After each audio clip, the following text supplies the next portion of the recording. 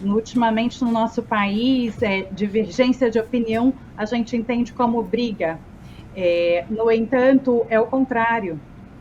Visões divergentes, opiniões heterogêneas, eles são construção, é o que nos leva adiante.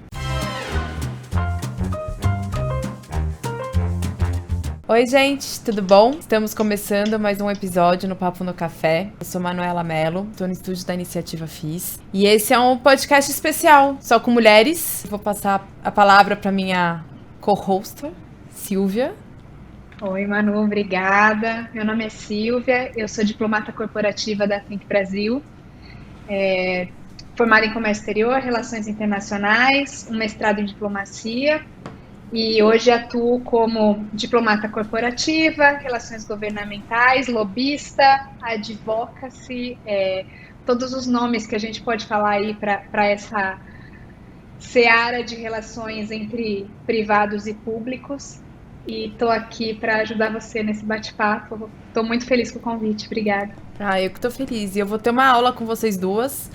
E a nossa convidada de honra, Suelma Rosa, coautora, né, do livro Relações Governamentais sobre a Ótica Feminina, que eu dei uma lida. Gostei muito. Suelma, obrigada mais uma vez por estar com a gente, por ter aceitado o convite. Vou passar a bola para você já com a primeira pergunta, assim, de bate-pronto. Quem é Suelma Rosa? Essa é uma pergunta terapêutica para começar assim, mas obrigada pelo convite, uma delícia estar aqui com vocês.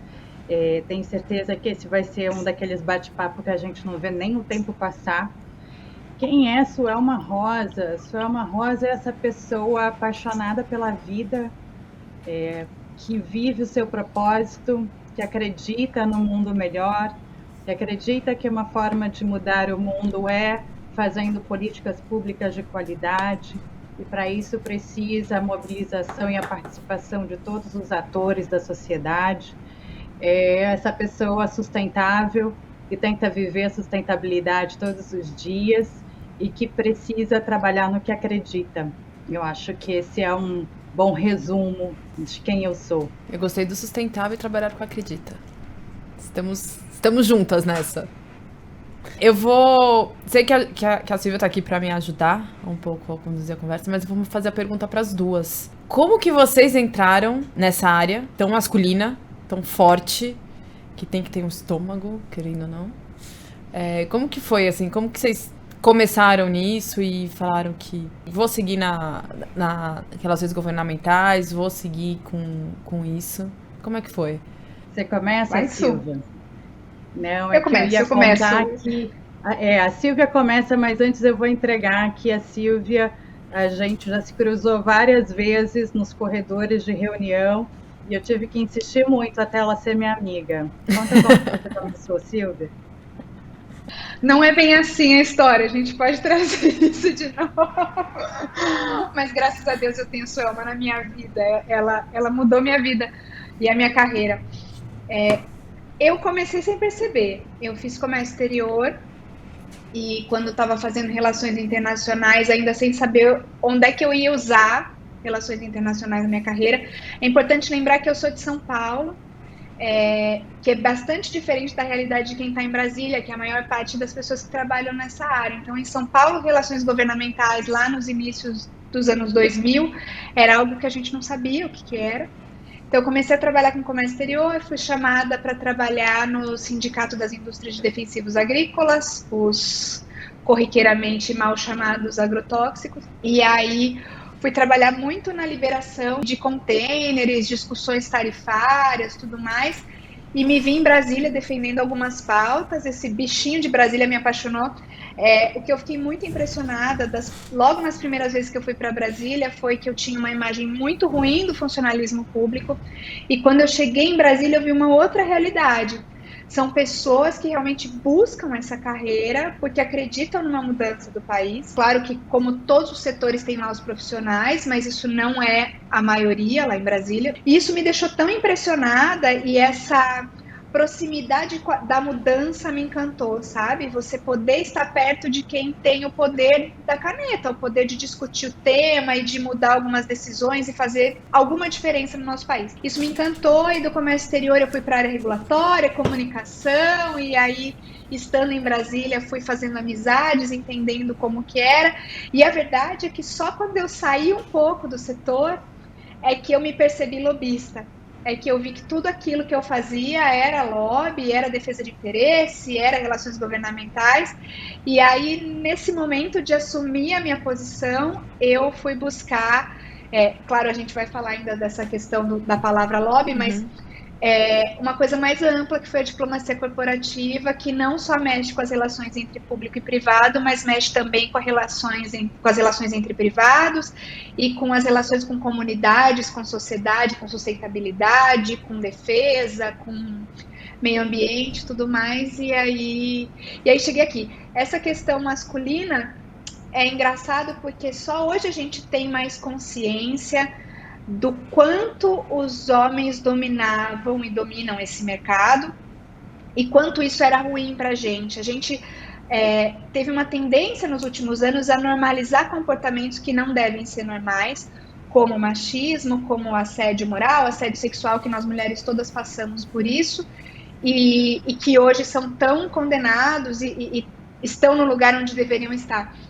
Então, eu posso dizer que, graças a Deus, eu só tive a percepção disso quando eu tive maturidade para lidar com isso. Então, Que bom. Agora tá tudo bem. Eu vou deixar a Su. Eu sou do Maranhão, na verdade. E quando eu fui escolher o que estudar, eu quis estudar relações internacionais, porque a minha vida tinha sido esse conjunto de experiências e anseios de trocas culturais. E eu escolhi Brasília. Eu era muito criança. Eu sempre quis morar em Brasília. Então, eu escolhi estudar na UNB. E uma vez aqui, cursando a universidade, eu tive a oportunidade de fazer estágios, né? Estágios em consultorias, em escritórios de representação de empresas como a Petróleo Ipiranga, por exemplo. E isso foi um pouco a tradição do percurso, a origem do percurso. O que aconteceu é que ao longo da minha carreira eu fui tendo outras experiências. Então eu tive a chance de trabalhar no governo, eu tive a chance de trabalhar no sistema da Confederação e Federações de Indústrias, da CNI, tive a chance de trabalhar com ONGs nas Nações Unidas, mas também em outras empresas com a agenda de relações institucionais, governamentais, assuntos corporativos, mas sempre muito vinculada à agenda de políticas públicas de meio ambiente, principalmente sustentabilidade e direitos humanos. Então, eu diria que esse bichinho, não sei, veio no sangue, e uma vez que você está nesse lugar, que é um lugar de interlocução, de levar informações para auxiliar o processo decisório, que é como eu vejo a atividade de relações governamentais, você descobre o poder do cidadão e a responsabilidade de participar da formulação de políticas públicas, né? Dando a perspectiva de como aquela política pública afeta a sua comunidade, a sua rua, o seu grupo de jovens, a sua empresa, o setor da economia que você representa. Enfim, estava aqui no sangue e volta com muita força cada vez que eu tenho a oportunidade de falar sobre o assunto. É uma paixão, né? Vocês têm paixão por isso. Eu admiro quem entende desses assuntos. Eu sou uma zero esquerda, então por isso que eu vou aprender bastante com vocês hoje. É que aqueles temas que a gente não deveria falar, eles são apaixonantes, né? Política, futebol, religião. Então, a gente pelo menos pode falar de política a trabalho, né? Exatamente. Exatamente. É o fazer o que gosta, né? Realmente é o que a Selma falou. Ser apaixonada pelo fazer o que ser apaixonado é diferente, e eu fiquei muito curiosa pra ver como é o dia a dia de vocês, gente, porque deve ser apaixonante mesmo. Vocês estão falando com tanto amor. Um dia eu vou passar o dia aí com você em Brasília, Sil. Vou adorar. Vou aprender muito. Eu vou fazer só outra pergunta de curiosidade para vocês duas, aí se a gente pode entrar todos os assuntos que a gente já falou antes. Lendo o seu livro, você fala sobre o lobby, da onde veio esse nome e o porquê a gente chama de lobista. Tem um preconceito quando a gente fala sobre isso, né? Você fala, tal pessoa é lobista, ou fulano tá fazendo lobby. Existe esse preconceito. Eu queria que vocês explicassem um pouquinho o que é lobista, o que é lobby. É com vocês. Eu vi que você pegou seu livro. Então, eu ia justo falar um pouquinho sobre isso. O livro que você menciona, Relações Governamentais sob a Ótica Feminina, é um livro que nasce exatamente desse entendimento de que ainda há poucas mulheres em posição de liderança na atividade em relações governamentais, porque existe um percurso próprio de cada uma de nós, né? Uhum. E esse percurso, ele é pessoal, mas essas jornadas, elas são comuns. E cada capítulo foi escrito por uma mulher com longa experiência na área, com ângulos diferentes. Por exemplo, a Elga está falando sobre maternidade, né, e a atividade profissional. E eu sou aquela pessoa que adora o mundo acadêmico. Então, eu fiz um breve ensaio sobre o que é essa jornada, né, das relações governamentais no Brasil. E talvez ajudar não só a entender o que é o lobby, mas principalmente por quê, né? Por que desse senso pejorativo? Primeiro, as pessoas conhecem pouco do que é essa atividade, né? Então, a gente tende a mistificar o desconhecido. Depois, a forma como é reportado a atividade pelo jornalismo, como Brasília é contada para o resto do país, também é difícil compreensão, né? Parece que a cidade inteira só é a esplanada. E eu vim morar em Brasília em 1997 para fazer universidade e é uma outra coisa, né? Então, existe uma cidade que não é contada na televisão, que não é contada nos meios, e também isso ajuda a mistificar. Mas mais do que isso, a ideia de que a participação no processo decisório, no debate sobre políticas públicas, é algo restritivo aos políticos e que a participação do cidadão se restringe a votar. Não é essa a lógica da democracia, né? Uhum. A lógica da democracia representativa é que a gente tenha todos os grupos, todos os tipos de interesses representados no poder legislativo para que esses diferentes tipos de visões de mundo possam ser conversados, possam ser dialogados. Ultimamente, no nosso país, divergência de opinião a gente entende como briga. No entanto, é o contrário. Visões divergentes, opiniões heterogêneas, eles são construção, é o que nos leva adiante. Então, o diálogo entre os diferentes é o que nos leva adiante. Portanto, o papel do cidadão é de continuamente, ao longo de todo o mandato, seja do presidente, seja do governador, seja do prefeito, mas também dos deputados, senadores, vereadores, dizer como que aqueles temas que estão sendo debatidos, aqueles projetos de lei estão sendo debatidos, aqueles programas de políticas públicas que estão sendo propostas, afetam a sua vida. Para além do cidadão, os grupos, a sociedade civil organizada, os movimentos sociais, as ONGs, os estudantes, os jovens, as empresas, todos também levando informação sobre como essa política pública afeta o seu negócio, a sua vida, porque o tomador de decisão, o parlamentar, mas também o burocrata, né? Essa pessoa que passou no concurso público e que está lá contribuindo para a implementação de política pública, não tem a visão do todo. É um país hipercomplexo, são muitos temas. É dessa conversa que se constrói. Esse é o papel do Relações Governamentais e Institucionais como profissional. Mas também é papel do cidadão fazer a mesma ação do seu ponto de vista individual. Quando a gente entende isso, a gente entende que democracia e representação de interesses são indissociáveis. E aí eu deixo para a Silvia contar um pouquinho mais sobre o que a gente faz no dia a dia. É isso, né? Lobby, ele nada mais é do que a defesa de interesses e é absolutamente legítimo. A gente tem a discussão da regulamentação do lobby, que alguns dizem que vai tornar isso a profissão um pouco melhor vista, mas o que a gente tem é que dissociar o tema de corrupção, né? Corrupção é corrupção, está tipificado no Código Penal, e lobby é defesa de interesse. Se a gente vai continuar chamando de lobby ou se a gente vai trazer algum nome mais bonitinho para que as pessoas entendam efetivamente o que é, não sei qual vai ser o melhor caminho, mas como a Suelma disse, hoje nós temos 503 deputados, mais 81 senadores.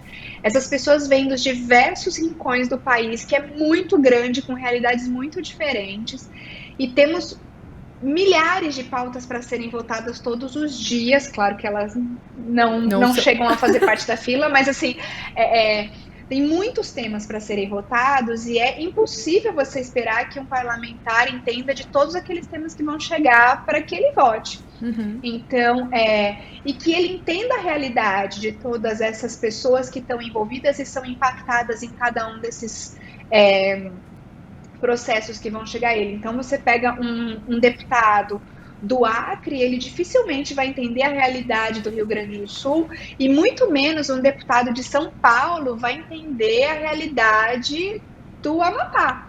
Então, de uma profissão que seja exclusiva daquela região, de uma questão ambiental que seja exclusiva daquela região, ou de um tema internacional, o parlamentar que vem, sem criar aqui nenhum estereótipo, tá? Não quero trazer isso, mas o parlamentar que vem do Sergipe, que ele esteja atento a todas as questões que estão sendo discutidas lá na China, de metaverso, tá? Hoje a gente estava discutindo aqui a regulamentação do metaverso, então... Depois a gente conversa sobre isso, então. É tão maluco isso.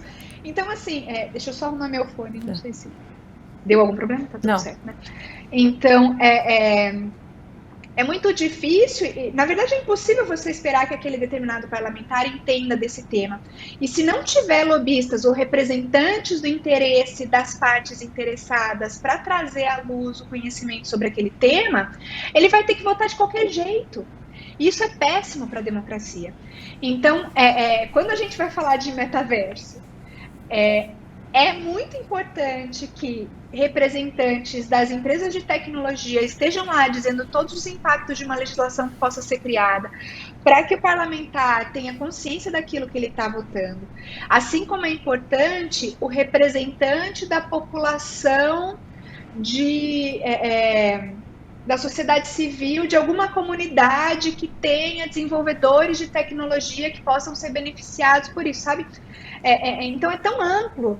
E não dá para esperar que esse parlamentar saiba votar sobre todos os temas. Então, a representação da sociedade civil, ela, além de desejada, ela é necessária. E eu acho até que a gente pode falar um pouquinho da regulamentação do lobby, mas é importante que o lobby seja acessível para todos, que a sociedade civil se possa fazer representada na casa do povo, que é o Congresso. Uhum. Eu não sei se... Você quer falar de regulamentação, Su? Eu tenho a minha opinião particular sobre... Já no meu papel de co-host aqui... Pode perguntar. Suelma, você gostaria de falar de regulamentação? Podemos, e talvez... Qualquer coisa a gente corta. A gente sempre topa tudo. E valeria começar diferenciando o que a gente está falando quando a gente fala sobre regulamentar o lobby, né? Uhum. Já existe no país um marco regulatório bastante consolidado, que é o marco regulatório anticorrupção. Uhum. Esse marco regulatório ele está vinculado ao Código Penal e ele corresponde a uma série de parâmetros internacionais, padrões internacionais, já vigentes. Inclusive, recentemente nós tivemos alguns avanços em relação ao pacote, né, de regulações legais e infralegais que estão em torno dessa proteção para evitar qualquer tipo de corrupção. E nós estamos amadurecendo bastante o país, desde os primeiros passos da investigação Lava Jato, do ponto de vista institucional, ainda que possa se ter percepções divergentes por causa dos ruídos na imprensa, do ponto de vista legal institucional, os avanços são concretos. no sentido de incorporação dos padrões internacionais, inclusive da OCDE, né, que é a Organização para o Desenvolvimento Econômico Europeu, que o Brasil, inclusive, volta né, foi aceito como parte do processo de ascensão e é muito importante para aumentar o nível de competitividade do país. Dito isso, temos o que é regulamentar, não é o lobby, são as relações entre o setor público e o setor privado. Por que eu falo não é o lobby? Porque o lobby é a representação de interesses. A representação de interesses, como disse a Silvia, precisa ser acessível a todos aqueles que querem compartilhar suas percepções, informações e avaliação de impacto regulatório de políticas públicas, de regulamentações infralegais, de projetos de lei. Portanto, precisa ter canais de diálogos formais, né? A gente precisa ter mais audiências públicas, né? Onde se lança previamente um texto dizendo qual é o novo marco regulatório que se pretende fazer no âmbito de uma agência reguladora específica. Dá tempo para que as pessoas avaliem e para que elas possam responder, inclusive online. Quanto mais mecanismos de transparência, mais mecanismos de recepção de informação, de avaliação de impacto, mais fácil vai estar esse diálogo entre o setor público e o setor privado. Então, o marco regulatório, ele cria, na verdade, quais são esses espaços de interação, que pode ser, inclusive, uma reunião. Mas essa reunião precisa ser documentada, ela precisa constar numa agenda pública, ela precisa ser de comum acesso de qual foi a pauta tratada para toda a sociedade, né? De maneira transparente. Pode ser também um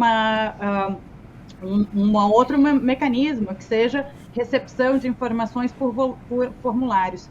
Tudo isso são aspectos de como pode ser feito o processo de influência, né?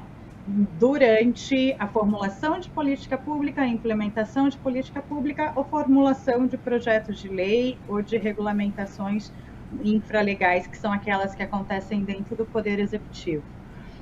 Além disso, tudo aquilo que não pode ser feito, não posso convidar para uma festa no barco, não está legal. Não posso dar um presente acima de R$100, já está orientado, né? A maior parte das empresas já tem políticas específicas nos seus códigos de condutas sobre brindes, sobre custeios de receptivos, né? Pode pagar viagem ou não pode pagar viagem? Qual é o contexto, né? E se pagar, que seja transparente, que a sociedade saiba quem está pagando, por que está se pagando e qual é o tema que está sendo tratado. Então, todos esses aspectos de como são os aspectos que estão sendo e precisam ser discutidos dentro do marco regulatório. Todos os outros já existem no marco jurídico nacional, não é isso, Silvia? É isso, a corrupção já está tipificada, né? Então não é... E vamos lá, quem está cometendo qualquer crime, não vai ser outra lei que vai impedir, né? Então, essa é uma grande preocupação, a gente achar que a solução dos problemas está em torno dessa lei. Que eu digo que eu tenho uma opinião um pouco diferente sobre a regulamentação, não é tão diferente da Suelma, mas é diferente de algumas pessoas do setor.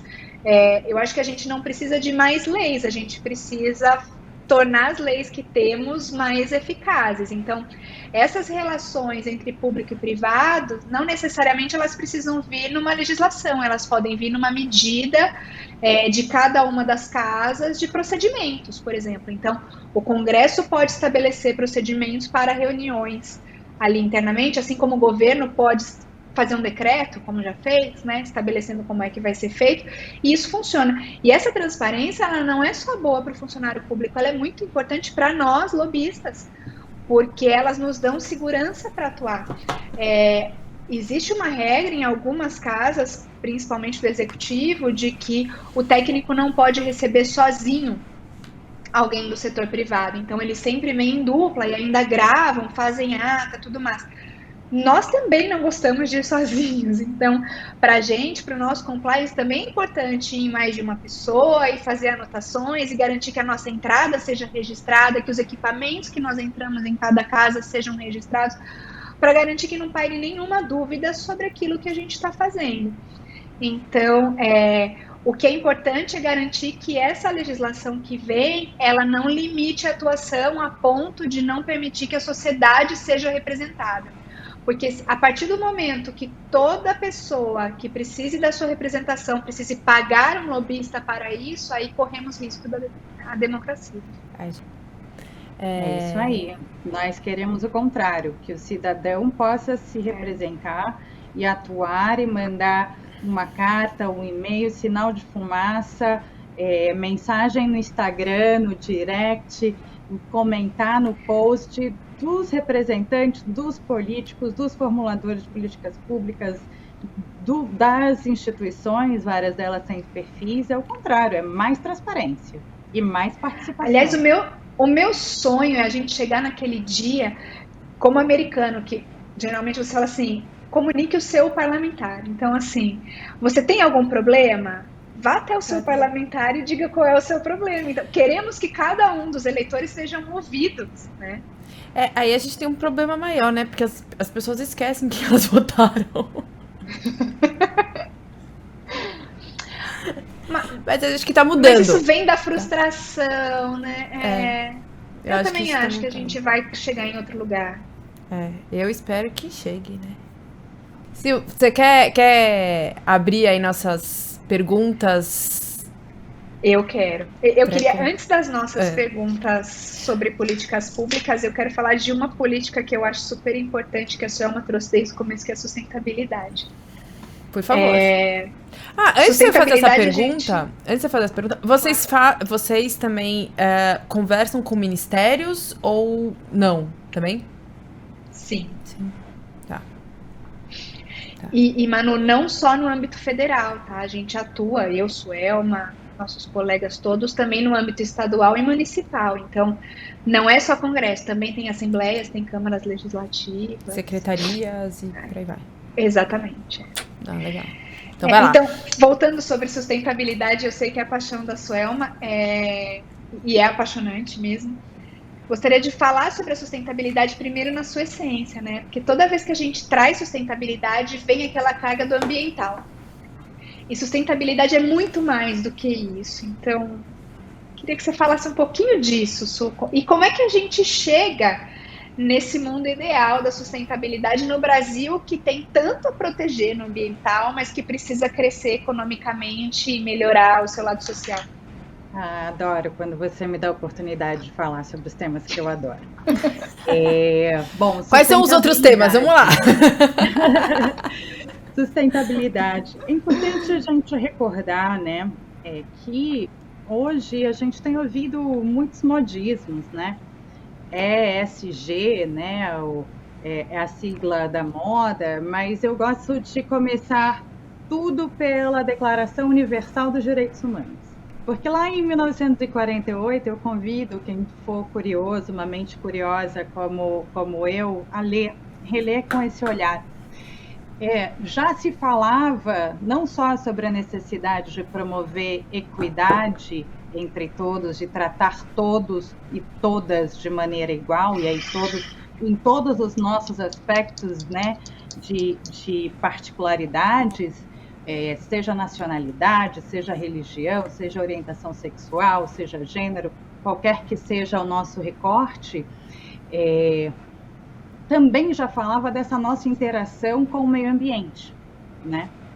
E como que essa interação do homem com o meio ambiente não pode ser uma interação uma relação de dominância.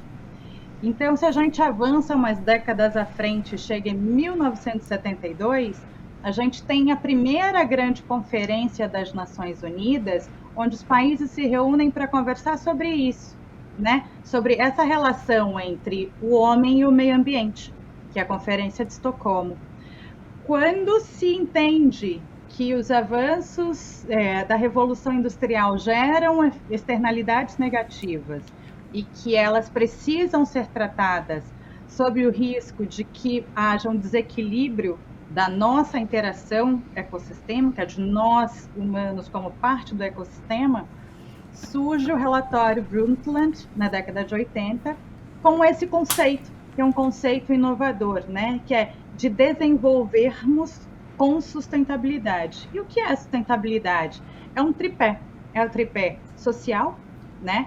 Então, é lutar contra as inequidades, as desigualdades, é ambiental, garantir a saúde do planeta e também econômico, porque precisamos trazer prosperidade e progresso para a sociedade.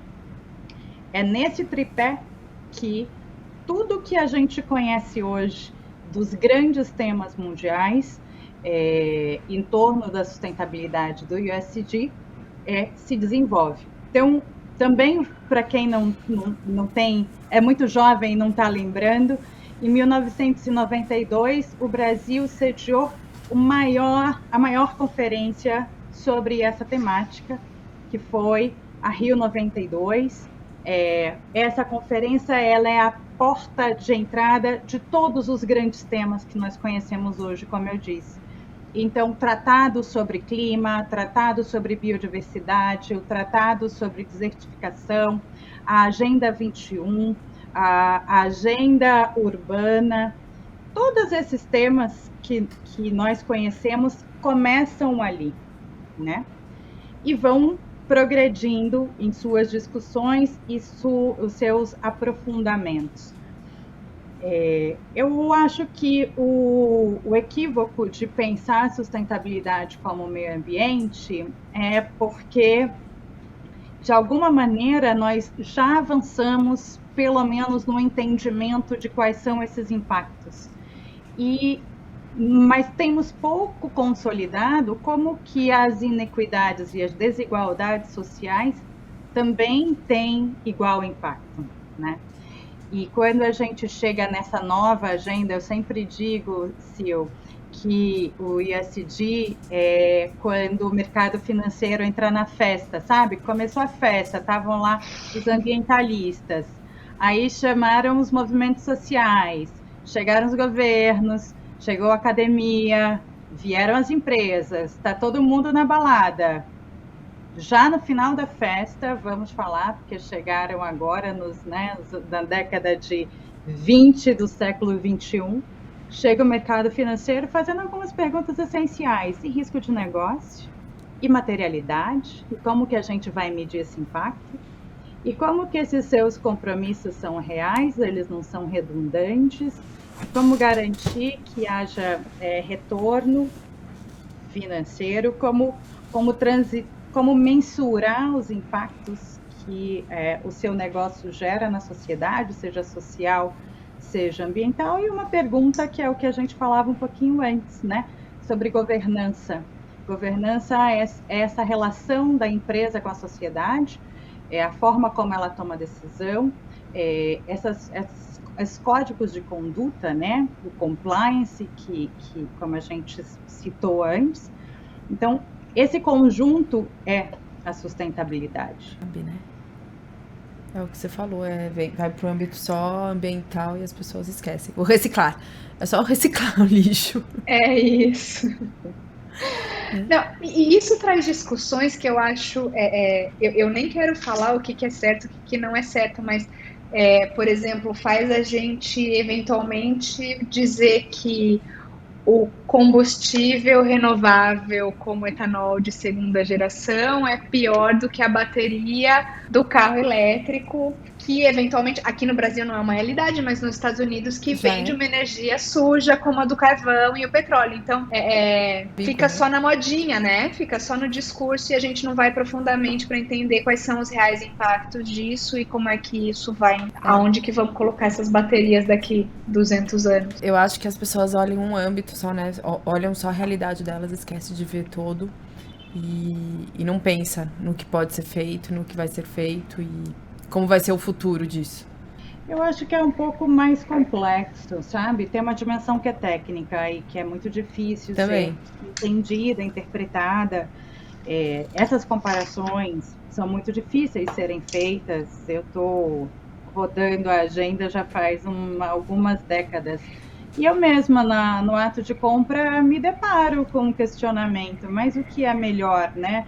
Ou em quais condições eu devo optar por um produto A ou por um produto B? Em meio a muita infodemia também, né? A mesma dificuldade, esse excesso de informação, onde eu não sei qual é a fonte, eu não sei onde buscar informação para tomada de decisão da minha vida, eu fico perdido como consumidor, eu fico perdido como indivíduo, e aí a resposta sempre é buscar, estudar e conhecer. Eu comecei a conversa de hoje dizendo que eu tento ser o mais sustentável possível na minha vida. Isso implica andar bastante, andar de bicicleta um pouco mais, usar carro flex fuel, né, híbrido, flexível, desde o lançamento da tecnologia, porque a gente sabe sim que comparado a combustíveis fósseis o etanol é melhor. Temos cálculos sobre isso, muita ciência consolidada. As pessoas também têm muita dificuldade de entender o que é ciência. Nós não ajudamos falando uma linguagem hipercomplexa, né? Então, eu acho que é nosso papel mesmo, é nosso papel informar, é nosso papel ajudar a tomar decisões, porque não existe certo e errado, existe o nível de conhecimento atual, existe ciência, precisamos confiar na ciência, existe ciência, método científico, rigor científico, existem especialistas, mas existe a obrigação de simplificar essa linguagem para que seja acessível a toda a sociedade. Não é fácil, mas o Brasil em especial, pensando o mundo, né? A gente que vem das relações internacionais, Silvia, ele tem tudo para ser o país do presente, do passado e do futuro nos aspectos de sustentabilidade. Nós temos todas as capacidades reais, todos os recursos, temos um país criativo e inovador que poderia e deveria estar nos colocando em condições melhores de competitividade global, né? Não há motivo para temer uma transição para uma economia mais verde, uma economia de baixo carbono, uma economia baseada em bioinovação, por exemplo, com o tamanho da nossa biodiversidade. Trabalhar sério, confiar na ciência, se informar, né? E pouco a pouco construindo esse conhecimento. Não é fácil. Eu fui ontem no Museu da Manhã aqui no Rio de Janeiro e tem uma parte que eles chamam de antropoceno, antropoceno, que é o que a gente está vivendo a época do humano, né? A era do humano. E, gente, eu fiquei mal. Eu falei, caraca. Que eles mostram o quanto a gente gasta de gás carbônico, de quanto dióxido de carbono que a gente tá emitindo, toneladas de lixo. Tinha mais uma série, que daí eu não passei, que eu falei, já passei por um corredor, eu fiquei mal, aí tinha uns 5, eu falei, não, chega. Assim, eu não sei se eu passo e fico pior, né, que a gente o que você falou, eu também tento ser o mais sustentável possível, na medida, né, do possível, que quando dá, mas aí você fala, cara, eu tento fazer de tudo, e aí ainda você olha e fala, cara, tem muito mais o que fazer, aí eu acho que melhor parar. E ainda tinha a exposição temporária sobre a Amazônia, que daí você fica pior ainda pra você ver o que a gente está fazendo. Ontem eu saí um pouco mal do museu por nós humanos. E vai muito de encontro com o que você falou. O Brasil tem tudo para ser um país do passado, presente e futuro, e a gente tem que pensar um pouquinho aí como fazer e realmente vestir a camisa. Eu acho que é vestir a camisa e fazer essa diferença. Eu acho que a gente também tem um problema do distanciamento que a população tem do processo produtivo, né? a gente tem essa tendência de achar que o leite nasce na gôndola do mercado, e essa infodemia que a Suama falou, acreditar em tudo aquilo que a gente escuta, né? Então, eu tenho uma tendência em acreditar que o orgânico é mais sustentável que o convencional, mas eu não sei qual foi o processo produtivo, não estou aqui nem defendendo nenhum nem outro, apesar do meu histórico, vocês devem imaginar qual é a minha opinião, mas não existe informação concreta sobre um e outro para se dizer isso de forma muito fria na hora da escolha no mercado, né? Então, sem conhecer os produtores de ambos. Então, acho que a gente tem que ir fazendo aquilo que a gente acredita que vai fazer alguma diferença, e quem tem esse domínio da informação, as empresas principalmente, na minha opinião, elas têm que adotar políticas que possam levar a uma atuação mais sustentável, e o governo, sem dúvida, tem que criar políticas públicas que garantam essa sustentabilidade. Na minha opinião, o pagamento por serviços ambientais é imprescindível, e é um mercado importantíssimo para o Brasil, porque a gente presta esse serviço ambiental para o mundo todo, mantendo as nossas florestas de pé, e isso é uma demanda do governo, mas, na minha opinião, ele faz de uma forma muito truculenta e acaba trazendo um resultado que não é o esperado. Eu acho que eu vi ontem um filme que um personagem falava pro outro, falou assim, você já faz a diferença, né? Você já faz... você já transforma o mundo com um pouquinho que você faz. E é isso, cada um fazer a... Acho que o resumo cada um fazer o que acredita, não o que acredita, né? Fazer o possível para trazer essa realidade um pouco mais para perto. E aí vai tudo, vai desde cobrar as políticas públicas dos nossos governantes até você fazer um ato de compra mais consciente. É isso aí. Eu sou uma eterna otimista. É importante contribuirmos. E cada um contribui no alcance do efeito dos seus atos, né?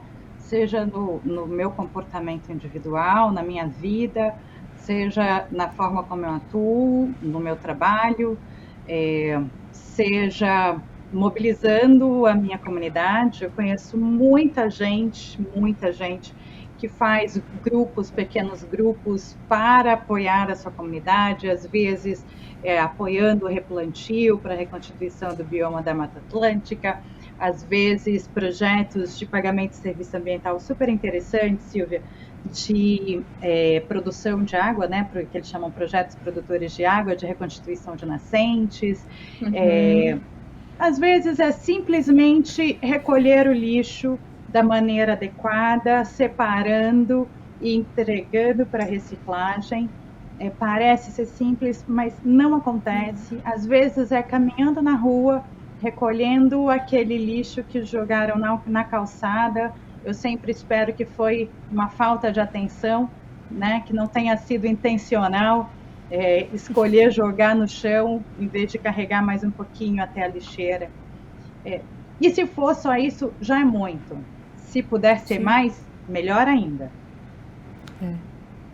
Exatamente. Água de reuso, né? Água de reuso eu achei, assim, foi uma das melhores sacadas dos últimos anos, e é tão simples. Tão simples. E como é que algum condomínio não tem? E começou pelo menos em São Paulo, a gente começou a falar muito quando teve a crise hídrica, que a gente tinha que fazer o racionamento, e aí os condomínios, né, os prédios começaram a investir na água de reuso. E começaram a divulgar nas portas, tipo, aqui usamos água de reuso, e você via que não era só era um bairro, e aí começa a fazer a diferença quando mais pessoas vão pegando, né? Vão aderindo, na verdade. E te causa menos desconforto também, né? De ver que alguém tá lavando aquela fachada. Exato. Exato.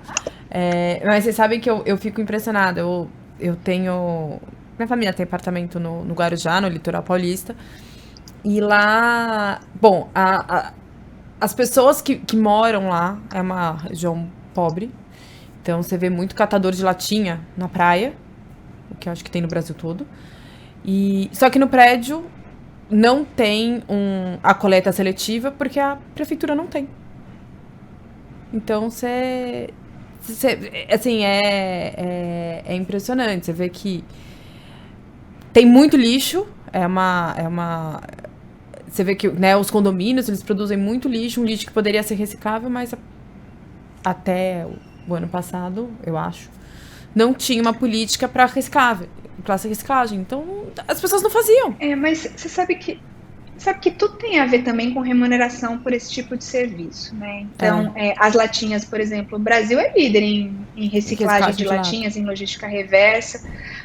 Eu acredito que chega a 99%, porque eu acompanhava por conta da reciclagem de embalagem de agrotóxicos, que o Brasil também é líder e tem 96% da reciclagem. E a gente tem que se orgulhar muito disso. Uhum. Mas tudo isso é porque foi criado um sistema para garantir essa reciclagem e todo esse sistema de logística reversa. Então, a gente tem um pagamento, uma remuneração por aquele alumínio e isso faz com que isso retorne.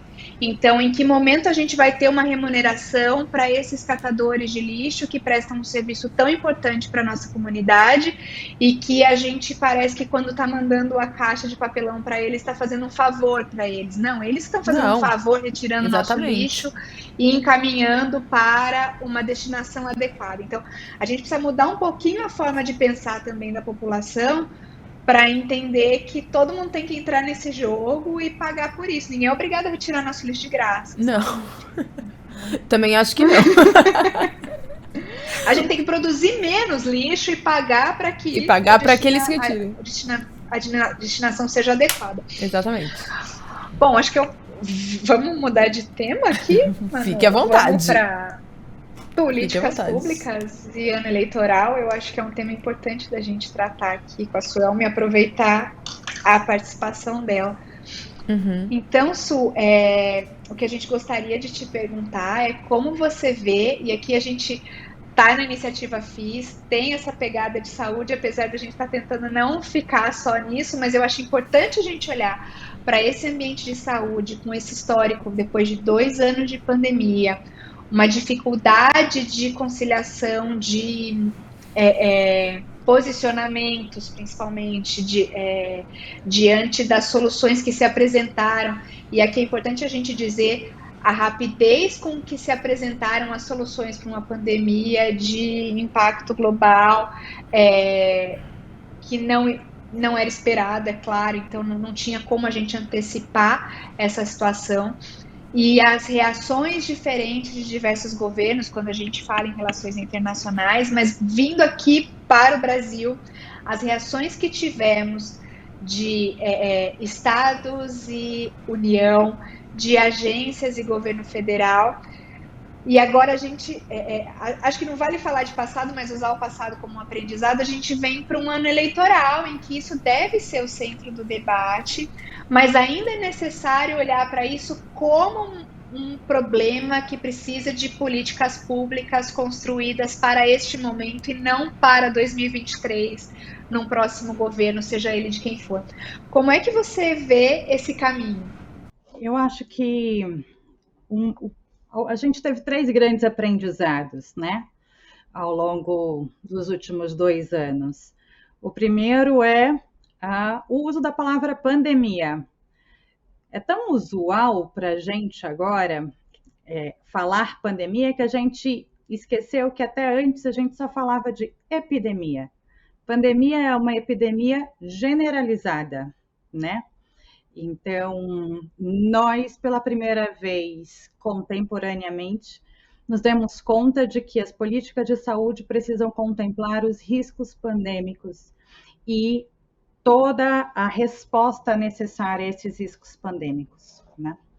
Também entendemos que era importante e qual foi o papel definidor do Sistema Único de Saúde, que levou o Brasil a ser melhor capaz de responder, porque ainda que a gente tenha milhões de ressalvas e cada indivíduo, cada cidadão terá suas ressalvas de acordo com como a pandemia lhe afetou a sua vida, o seu trabalho, né, a sua saúde, levou os seus entes amados, mas a verdade é que o Sistema Único de Saúde tinha as bases de uma estrutura que nos permitiu ter resposta, né?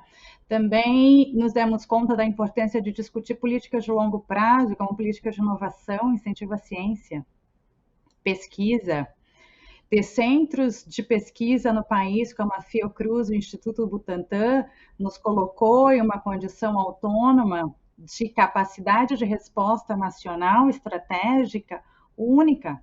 Muitos países do mundo dependem de fornecimento de vacinas, de empresas, de terceiros mercados, que no começo da pandemia, vocês vão recordar, estavam restritos aos seus mercados produtores. Houve várias tentativas dos países de impor regras de priorização dos lotes de vacina para os mercados, para os seus nacionais, né, de onde os mercados produtores partiam.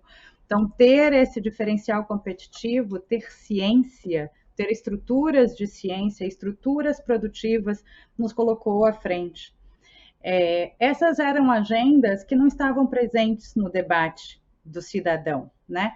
Nós sempre tivemos numa agenda relacionada, sim, à qualidade do serviço de saúde, ao atendimento, às filas, à estrutura das redes primárias, secundárias e terciárias de saúde, mas não tínhamos colocado a debate toda a estrutura, que é uma estrutura de médio e longo prazo, né? Não existe mágica, existe trabalho. Então, os debates de políticas públicas precisam contemplar os próximos 20, 30 anos, quais são os riscos futuros para os quais o país precisa se preparar agora. Também colocou em evidência a necessidade de rediscutir o Pacto Federativo. Essas competências concorrentes ou complementares entre os entes federados, o município, o Estado e a União, ela está estabelecida na Constituição, ela gera responsabilidades para cada uma das partes, mas na hora de implementação, no caso da pandemia que estamos vivendo, a resposta é do município. O cidadão vive no bairro, ele não vive na União, né?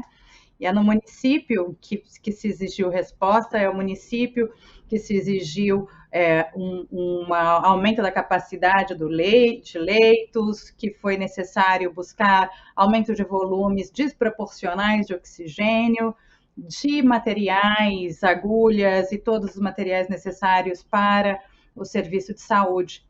Essas questões que associam priorização de orçamento, a relação entre os entes federados, o município, o Estado e a União, a distribuição equânime entre as regiões, o respeito à grande diversidade regional do nosso país. Nós temos um país gigantesco, gostamos de chamar continental, mas com importantes diferenças culturais regionais.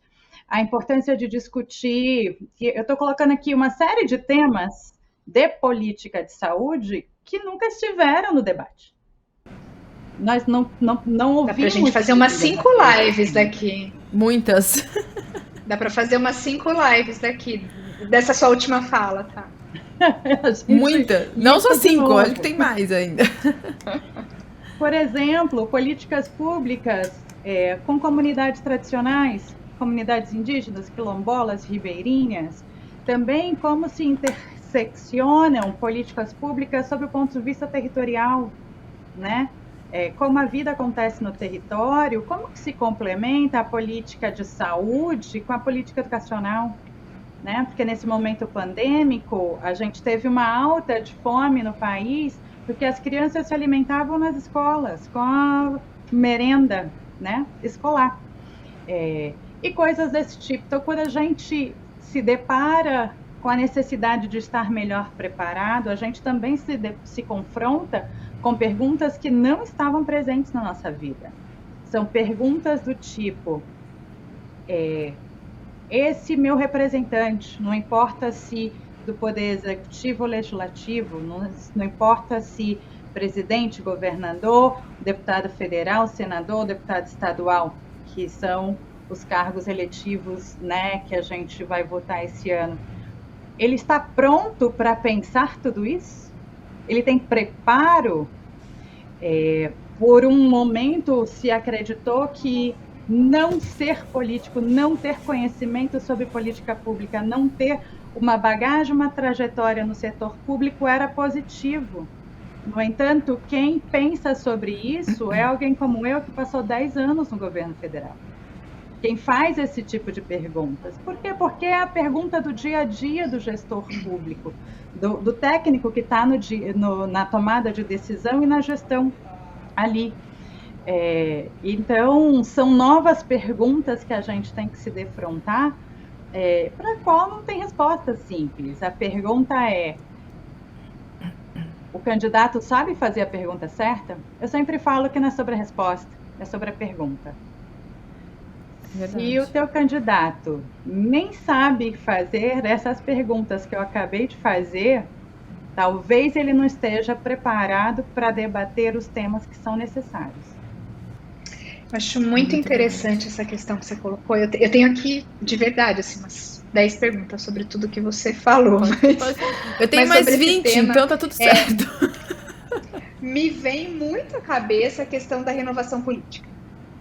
E a gente que está muito envolvido com política, é claro que a renovação é desejável, eu sempre gosto de votar, inclusive, em novas caras e ver novas caras no Congresso, principalmente, mas a gente vê que existe um nível de aprendizado, inclusive dentro do governo e dentro da política e dentro do Congresso. Então, aquele parlamentar que chega e nunca ocupou um cargo eletivo, ele tem dificuldade em lidar com o dia a dia e com o jogo político ali, né? Como que a gente pode garantir esse equilíbrio? Porque, é claro, renovação é necessária e a gente tem bons políticos também que podem ser mantidos. Como que a gente pode chegar nisso? E aí eu vou te fazer uma outra pergunta que comunica com isso, parece que não comunica, mas chega em comunicação, que é a questão da infodemia e o que essa pandemia trouxe na infodemia, né? Eu acho que essa pandemia ela despertou o melhor e o pior de todos nós nunca fomos tão solidários, mas também nunca fomos tão individualistas. E, ao mesmo tempo, presos na nossa casa, a gente começou a olhar muito para as redes sociais e com tudo que elas têm de bom e de ruim. A desconfiança na mídia também apareceu, ou ficou mais latente nesse meio tempo. Então, assim, e eu vou te fazer essa pergunta porque eu já te fiz essa pergunta algumas vezes, eu adoro te ouvir falar disso. Qual o papel da mídia nesse momento e como ela pode interferir nessa renovação política de qualidade e nesse caminho que a gente ainda tem que seguir até superar essa pandemia? Eu vou somar mídia, né, imprensa, com influenciadores e redes sociais e diferenciá-los, né? A imprensa, ela tem uma responsabilidade legal, ela tem uma responsabilidade jurídica de investigar os fatos e ainda assim erra e quando faz se corrige, né? Então, para esse grupo, que é os jornalistas que fizeram os seus votos, né, os seus juramentos, para a imprensa que tem responsabilidade legal sobre o que fala, sobre as suas fontes, sobre a investigação dos fatos, é o compromisso com os fatos e a separação entre o que é fato e o que é interpretação, né? Uhum. Isso é muito importante, porque o cidadão comum não consegue distinguir o que é o dado do que é a opinião da Suelma, quando eu estou falando aqui. Isso precisa ser marcado, né? A verificação da informação e trazer essas checagens que são feitas constantemente, para mim é fundamental. Não vejo qualquer problema qual é a opção, a orientação ideológica, editorial de um ou de outro veículo, é legítimo na democracia que existam veículos que tenham as suas afiliações ideológicas, que tenham suas afiliações partidárias, que tenham os seus vieses interpretativos do mundo. O importante é que diga qual é. Exato. Também o é mundo inteiro importante tem, né? A gente vê lá fora, praticamente todos os lugares. Todos os E, lugares. na verdade, isso é parte do jornalismo livre, é parte da democracia. A gente que acha ruim, né? A gente que... O brasileiro acho que demoniza um pouco isso, né? Tal jornal de esquerda, tal jornal de direita. Eles não falam, mas eles são. E aí começa a briga. E por isso que eu leio absolutamente tudo, né? Eu começo meu dia, tudo bem, lendo em vários idiomas, lendo jornais de pelo menos 7 países, além dos jornais brasileiros, mas eu leio absolutamente tudo. Você tem que exatamente para somar e dividir, né? E o segundo grupo é sobre as redes sociais e os influenciadores. Ainda não existe responsabilidade jurídica de uma certa maneira, assim como existe para a mídia, né, para a imprensa tradicional, mas existe sim a responsabilidade da verdade. Existem outras dimensões de responsabilização individual, que inclusive têm sido usados juridicamente. É importante que os influenciadores tenham consciência do seu alcance, de que eles são sim parte da forma como muitas pessoas formam opinião, tomam decisão, né? E que se informem, que se preparem, que não saiam falando só a sua opinião, porque mesmo opinião precisa ser embasado. A gente gosta de falar da diferença, eu e a Silvia, entre dado, fato, informação, opinião e argumento. Tudo isso não é a mesma coisa. Não é a mesma coisa. Então, é importante ter clareza da separação entre eles. E, por fim, o compromisso de buscar a informação, de checar. Porque também nós somos bombardeados por informações daquelas pessoas que estão ao nosso redor, né? Recebemos nas redes de WhatsApp, nos amigos, da família, do colega de trabalho, informações de todo tipo. E muito frequentemente a gente e as outras pessoas, essas pessoas das nossas relações, essas pessoas da nossa confiança, passam a informação adiante sem ter tido chance de checar. Às vezes nem sabe onde checar, né? E passou mesmo de bom grado, de bom coração, sem má intenção. No entanto, pode ser um veículo e tem sido, se constatou nas últimas eleições, que foi um veículo de propagação de notícias falsas, né, do que a gente chama de fake news. Então, parar a bola, respirar, antes de repostar, redirecionar, recompartilhar, ou pelo menos ter a chance de conferir com a informação. Às vezes é só ter a chance de abrir, porque a gente lê a chamada, não lê o texto e julga a chamada. E repassa ainda dá opinião pela manchete. Vou te falar que a única fonte que eu reposto de saúde é a Iniciativa Física. Ai, que bom! De verdade. Que bom, fico feliz.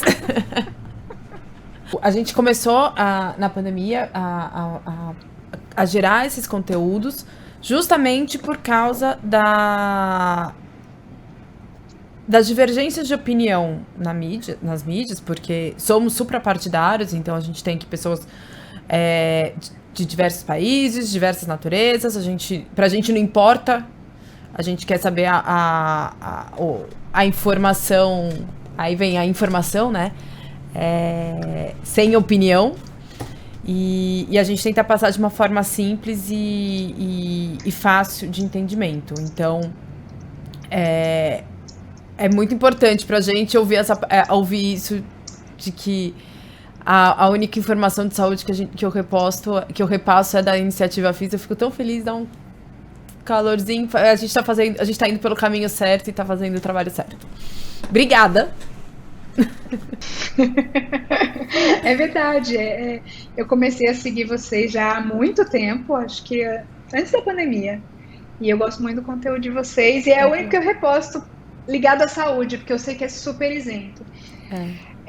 Bom, aqui para continuar e Vamos talvez lá. a gente fechar, eu queria trazer um tema que a gente vem margeando ele desde o começo, que conecta com essa questão de um novo equilíbrio na política e renovação, que é falar de trazer mulheres para a política e da dificuldade que a gente tem como mulheres de se inserir nesse ambiente tão masculino e as questões de violência de gênero na política que a gente tem visto situações Bizarras. estarrecedoras como aquela aqui na Assembleia de São Paulo e muitas outras que a gente já presenciou, né? Isso já pudemos ver pessoalmente algumas situações muito eu não sei nem como classificar. Eu queria saber qual é a sua expectativa para essa renovação e se você acha que a gente vai conseguir superar essa situação de violência de gênero na política, olhando principalmente para o livro Relações Governamentais sob a ótica feminina. E você sabe que... Aqui, ó. Você sabe aproveitar. que eu... Desculpa, Samuel, só... eu fui lembrada, enquanto a gente estava conversando, de um livro... agora, deixa eu... De um livro, não, do filme. Que é a... Armas na Mesa. Que é uma mulher lobista nos Estados Unidos que mostra o dia a dia dela junto com os homens e tudo que ela passa dentro daquilo e os assédios e a luta dela para mudar as leis de porte de arma. E aí vai o dia a dia de vocês, gente. Vou muito bom. É muito bom. Eu também não conheço. Pois já marquei aqui. Eu vou aproveitar o gancho sobre política e relações de gênero e falar de um outro livro de uma amiga organizada pela Juliana Frattini, chama Princesas de Maquiavel, por Mais Mulheres na Política. Ela lançou esse ano, é uma série de artigos com várias parlamentares, eu não vou citar o nome, mas enfim, são muitas. E eu e a Juliana, a gente costuma dizer que os dois livros, né, o de Relações Governamentais e o de Mais Mulheres na Política, são dois lados, são duas histórias de uma mesma conversa, né? A política, ela é um ambiente masculino, nós observamos a maneira como as parlamentares, por exemplo, são silenciadas, né? E algumas delas, inclusive, se pronunciaram no ano passado, durante a CPI da Covid, sendo bastante claras sobre o assédio que recebiam, a forma como tinham dificuldades de acessar, não tinham sido convidadas a participar da frente, da CPI, elas se fizeram representar na conversa com a liderança pela frente feminina. Os ataques que elas sofrem são pessoais, nunca são profissionais, então quando os ataques ao político é sobre corrupção ou não corrupção, qualquer que seja o tema, quando é a mulher na política, vai para temas pessoais e acaba tratando de denominações que são denominações sexistas, mas que estão vinculadas ao corpo. Isso tudo tem a ver com a representatividade. O Brasil tem menos mulheres no parlamento do que o Líbano.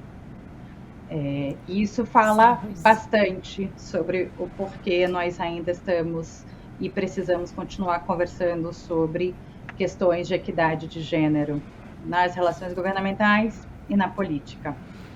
E avançando um pouquinho mais sobre a política em geral, né? É um ambiente bastante conturbado, é um ambiente onde se é estimulado o conflito, né? E é estimulado a exacerbação do diálogo. seja ele perante as redes sociais, porque as redes sociais, algumas delas, e talvez o Twitter seja o extremo, elas estimulam de fato uma linguagem agressiva, uma linguagem polarizada e silenciam as relações, seja presencialmente, a gente assiste acompanhando TV Senado, TV Câmara também, como que essas relações se dão e alguns níveis de desrespeitos, né, de falta de coleguismo até nessas conversas. Então, talvez o que a gente precise para avançar a agenda de diversidade e inclusão em qualquer âmbito, né, talvez aqui a proporção seja maior, mas não está solucionada em todas as profissões, escutativa, respeito ao indivíduo, e aí o indivíduo mulher, o indivíduo LGBTQI+, o indivíduo trans, empatia, né, respeito, acolhimento, isso tudo nos leva a um lugar de diálogo, né, de aprendizado, de nos colocar no lugar do outro, porque é sobre isso. Somos necessariamente todos diferentes. Precisamos de representatividade, porque quando a gente se vê representado, nós temos mais grupos contando sob as suas perspectivas, sob os seus repertórios de vida. Então, mais representatividade também em termos de equidade racial, né? Nós somos um país que estamos longe de ver essa representatividade étnico-racial na política também. Então, são muitas dimensões. E essas são as reflexões que cada cidadão precisa fazer num ano como esse. A minha última pergunta para as duas, aí vocês vão tirar para o ímpar para quem vai responder primeiro. Vocês se apresentaram, a Suelma muito falou do presente, né, do que acredita, mas quem é a Suelma do amanhã e quem é a Silvia do amanhã? Vai antes a Suelma pra gente. Suelma do amanhã, né, a Suelma do amanhã, ela é impossível de ser antecipada, porque todos os dias eu sou uma pessoa diferente, todos os dias eu estou disposta a aprender, a ouvir, a mudar de opinião com as informações novas que cruzam meu caminho e a reagir sobre isso, né? A única coisa que eu posso falar é que a Suelma de hoje é muito melhor que a de ontem. Então, a de amanhã será ainda melhor. Eu vou tentar não responder a mesma coisa. A Silvia de hoje é uma mulher que descobriu que pode se reinventar. E isso aconteceu graças a tudo que foi construído no passado e a Suelma, inclusive. Então, isso pode acontecer várias vezes. Eu posso acabar me reinventando amanhã.